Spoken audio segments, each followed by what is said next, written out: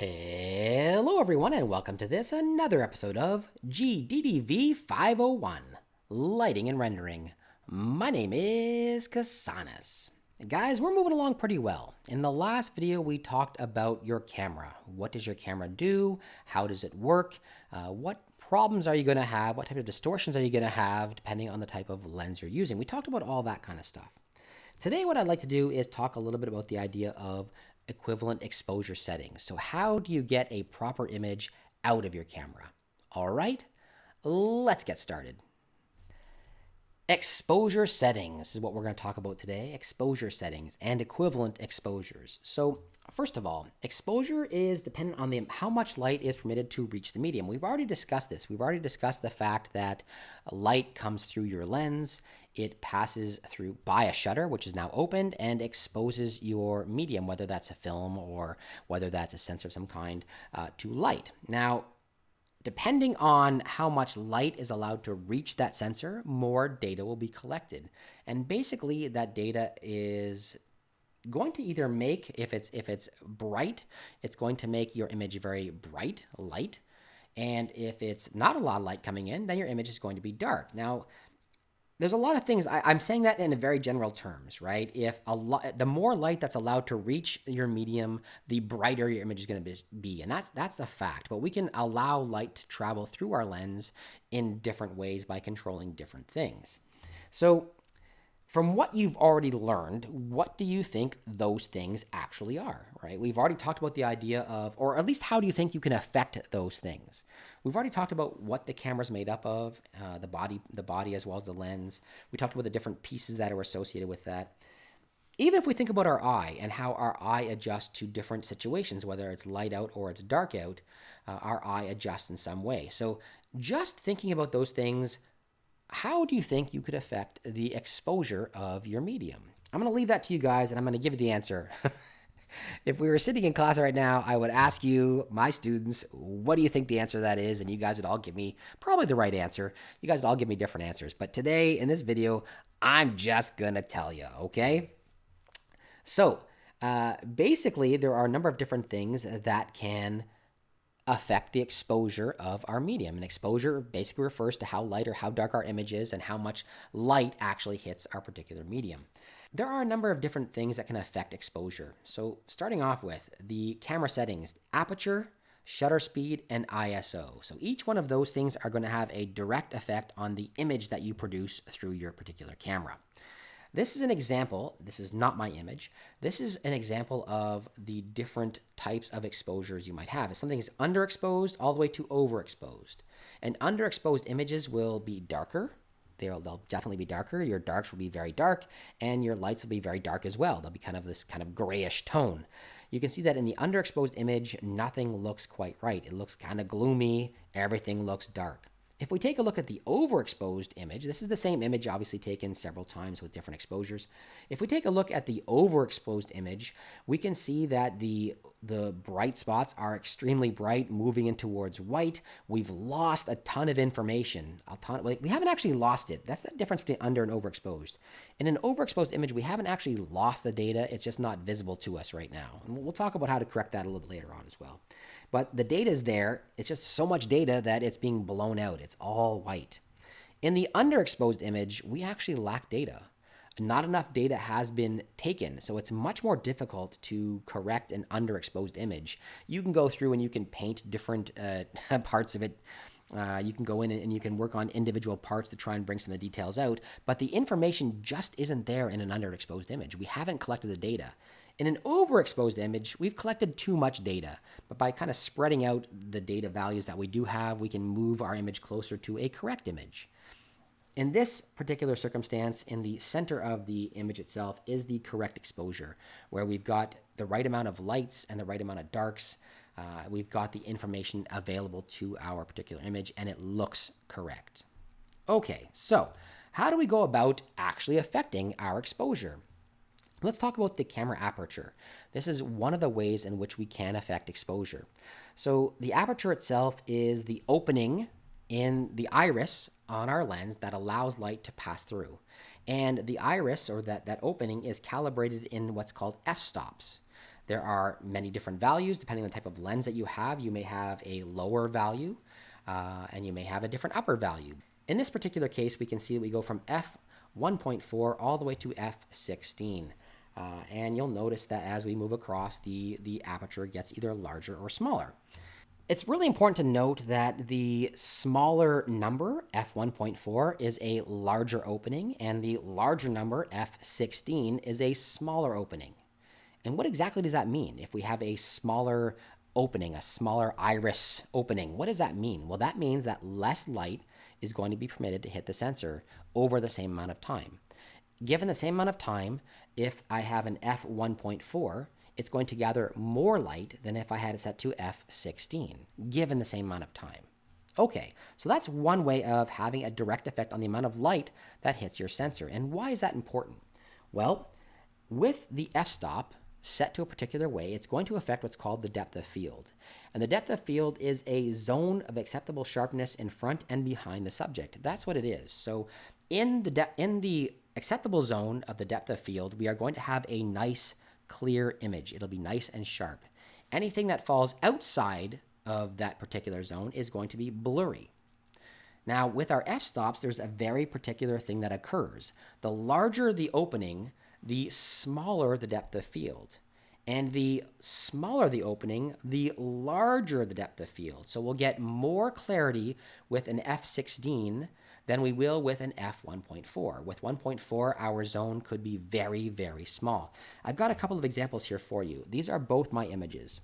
The one on the left was taken with an f-stop of 1.4, and the one on the right was taken with a 1.8.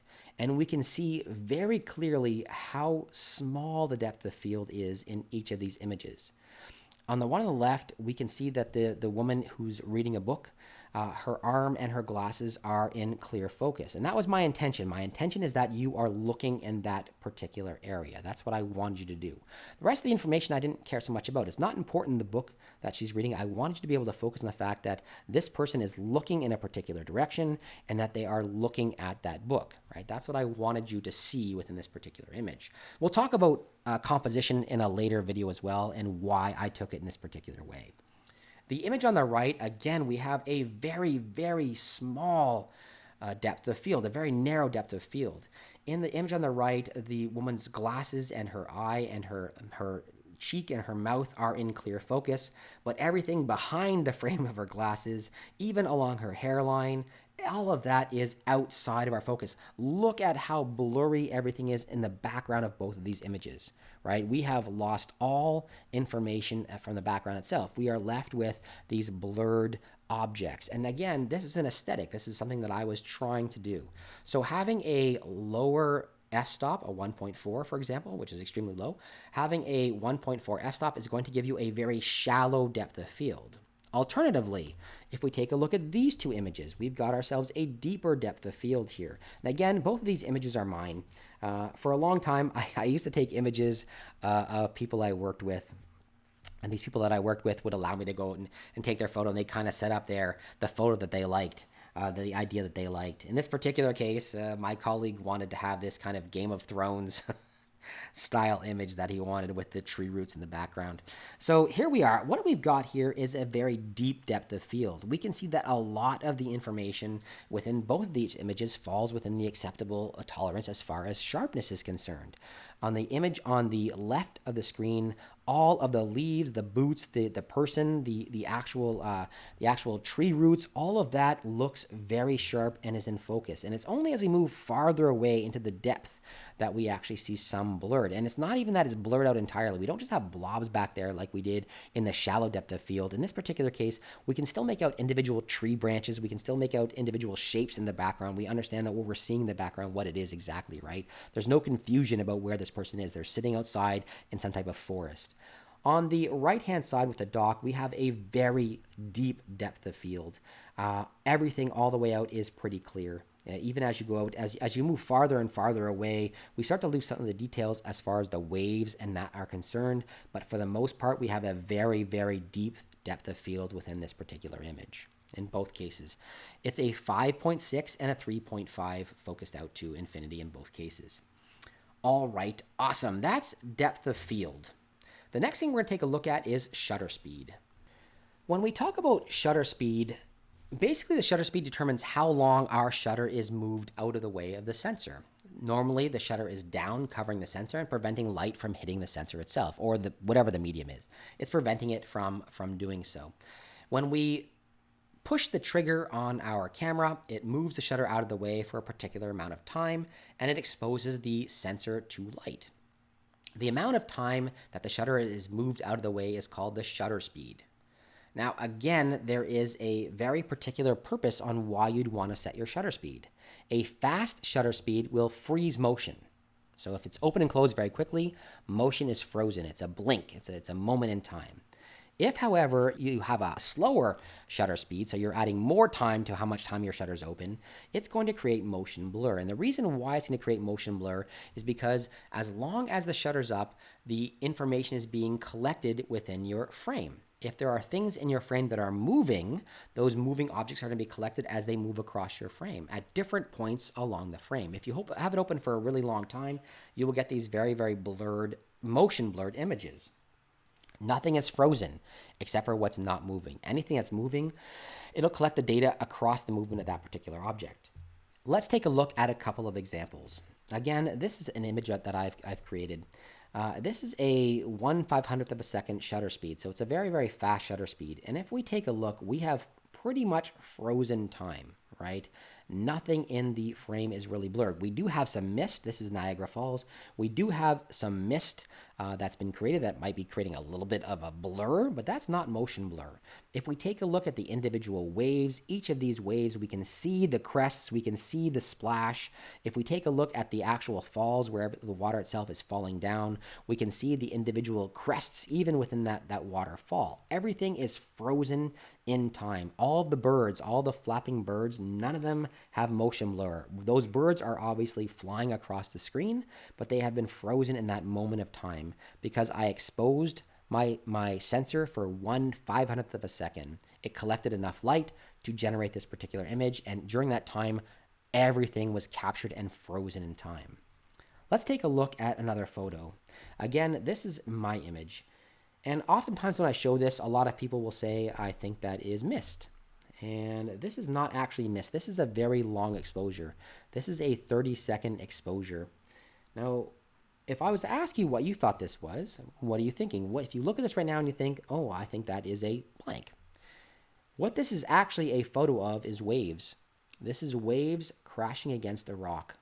And because I had a very long exposure time, it captured the position of those waves in various points along the frame. So instead of those waves appearing as individual crests and troughs like we saw in the last image, we are getting this blurred, this motion blur that's occurred across the entire thing. That motion blur comes off looking like a fog of some sort, right? A fog around these rocks. But this is in fact a picture of waves, a long exposure of waves. Okay, so given what I just told you, if I wanted to, I took a picture, let's say I took a picture of Niagara Falls, and now I wanted to create that same image, but this time I wanted to add motion blur to my specific image. I want to have the same shot, same framing and everything. I just want to set it up so that instead of having these crisp waves that I see in the Niagara Falls shot, instead what I'm seeing is kind of this motion blur like I'm seeing in the wave shot. What if I wanted to do that? If I asked you right now, how would you do that? What would you say? Well, I think based on what I've told you, many of you would say, oh, I need to change the shutter speed. I need to have a longer exposure, right? I need to set my shutter speed so it's open for a longer amount of time. And that is going to create a motion blur. And you'd be correct. That would create a motion blur. But the problem is, now that you are increasing the amount of time that your shutter is open, it's going to also increase the amount of light that you are accepting into your lens, right? More light is allowed to pass through the lens and hit the sensor, the longer the shutter is out of place. And we already talked about the idea of exposure. So the more data that I collect, the closer to overexposed I will become, right? The more data I collect, the closer to white that my image will turn. So I can't simply adjust the shutter speed and hope that it's going to give me the effect I want. That won't work. So that brings us to the idea of the equivalent exposure. And what exactly does that mean, equivalent exposure? Well, we've talked about how much light is going to be permitted to hit your sensor. It can be affected by a number of different things, right? The size of your aperture and the amount of time that your shutter is out of the way of the sensor, allowing light to actually hit the sensor.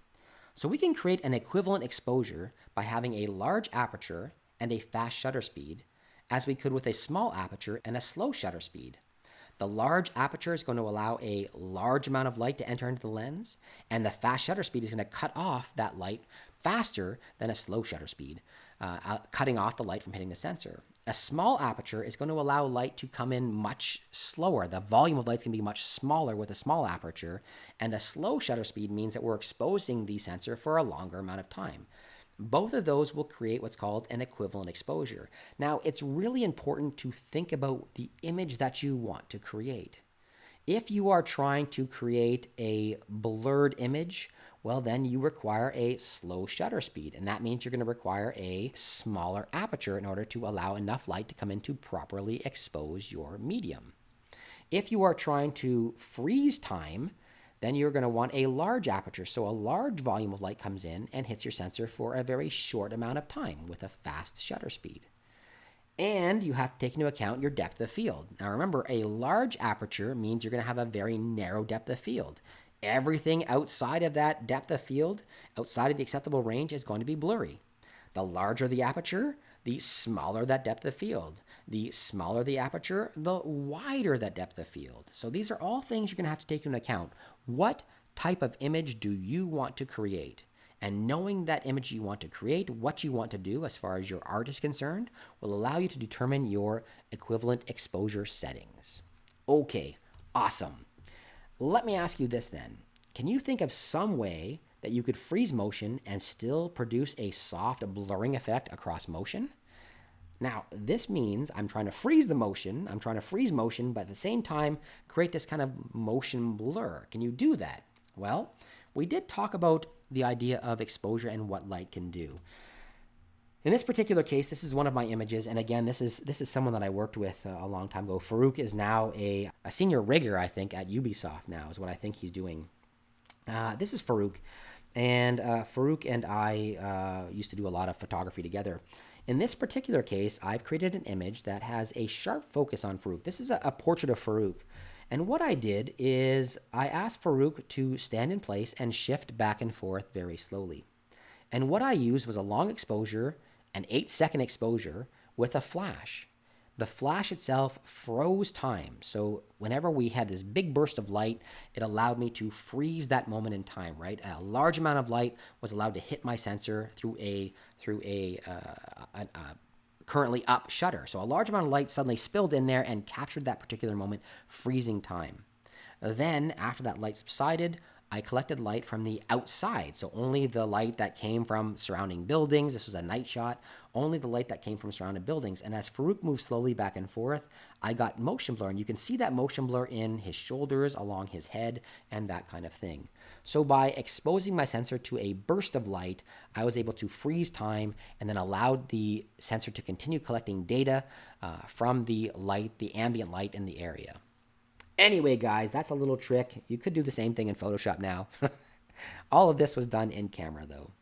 All right, guys, I hope you enjoyed that. That kind of brings us to the end of this video. I really just want to talk about the idea of exposure settings. Go out there and play with your cameras, all right? Play with the different settings and see what images you can create in your camera.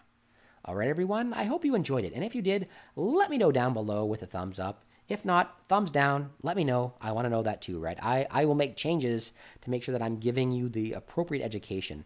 This is a difficult time with all of us isolated. I want to make sure that the education that you are getting at Centennial College is the best education that I can possibly provide during these very difficult times. So this is the asynchronous portion, and I hope you guys enjoyed it. You know what I want to see? If you're not in my class, I'd love to see the images that you produce, right? Go out there and play with some images. Show me what pictures you can take. Show me what you can do with your different exposure settings. If you're not at Centennial, then you really should be. All right, guys, the game program is awesome. in the game development program, there's a ton of great teachers. We take a ton of great courses. We do a lot of really interesting stuff. We do a lot of things like cinematography for games, but we also do things like motion capture, and we do a lot of VR work and that kind of stuff too. So come on out and check out my program, all right? Centennial College Game Development Program. All right, everyone. Thumbs up, thumbs down, comments down below, and if you haven't done so, please take a few seconds to subscribe. Have yourselves a wonderful day, everyone.